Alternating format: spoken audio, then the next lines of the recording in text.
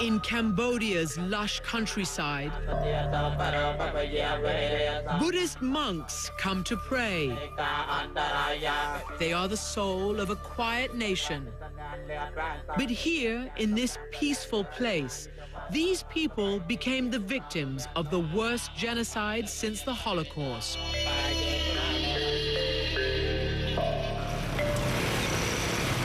François Panchaud was a newly ordained Catholic priest when he arrived in Cambodia in 1965 from a small village in France.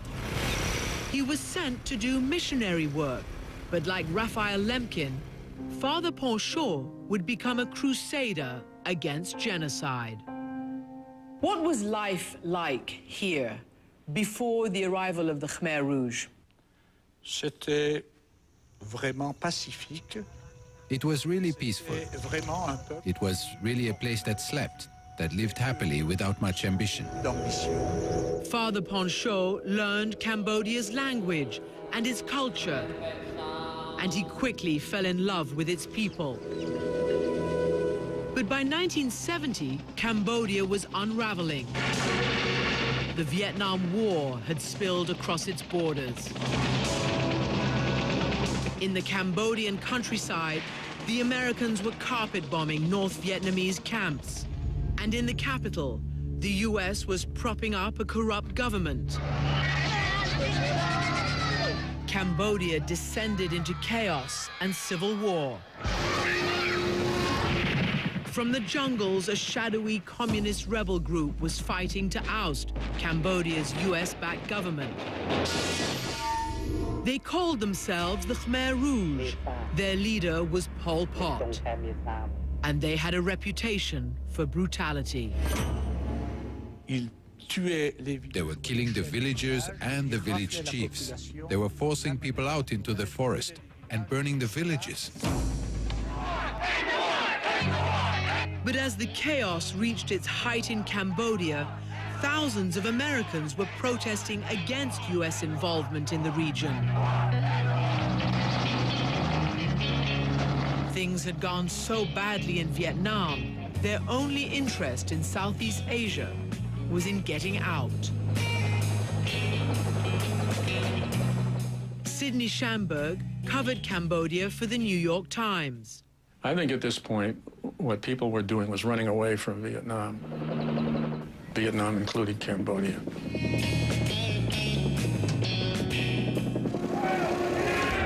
On April 17, 1975, Cambodia fell. Schamberg soon came face to face with the Khmer Rouge. You knew that they were different. I mean, all I can say is they were dead behind the eyes. It was chilling. When the Khmer Rouge took power, they started to reinvent Cambodia according to an insane blueprint. They emptied the cities, forcing all the residents into the countryside and towards a dark future. Around noon, everyone started leaving down this road.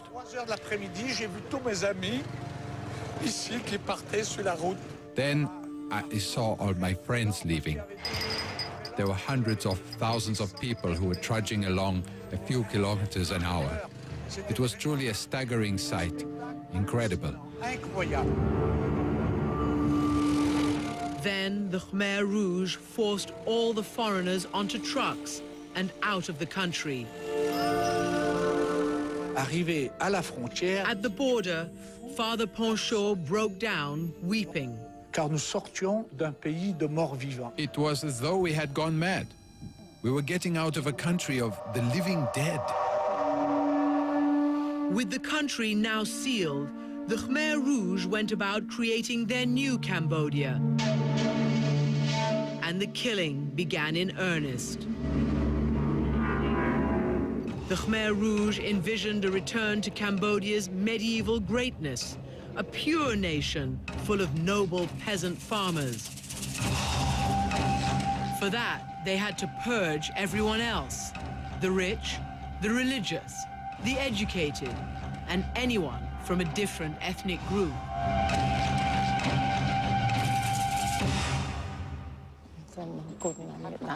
Shan Piop, like millions of others, was forced into slave labor.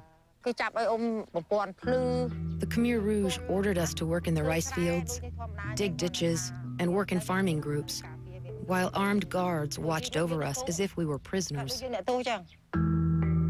They were given practically nothing to eat. I am blessed to have survived. I ate just about anything: tree bark, crab shells, raw snails. I even drank my own urine. Few outside Cambodia knew what was happening. But back in France, Father Ponchot was receiving horrifying accounts from refugees who had escaped. What were you hearing? That they were burning villages, deporting the population, that they were sending people into the forest without giving them anything to eat. It went beyond my wildest imagination. Father Ponchot gathered, translated, and researched the refugees' stories. In February 1976, a major French newspaper published his startling evidence, to disappointing results. Nobody believed you. Personne ne nous croyait. Nobody believed us. Once again, the world was turning away. Holocaust survivor and Nobel Prize winner Elie Wiesel had seen it happen before. In general, is it common not to want to believe this stuff? It's better not to believe, because if you believe, you don't sleep nights. And how can you eat? How can you drink a glass of wine when you know?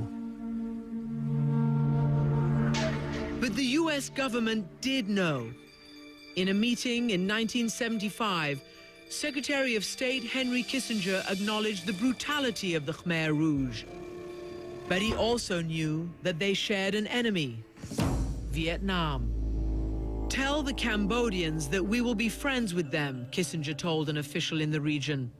The Khmer Rouge are murderous thugs, he said, but we won't let that stand in our way.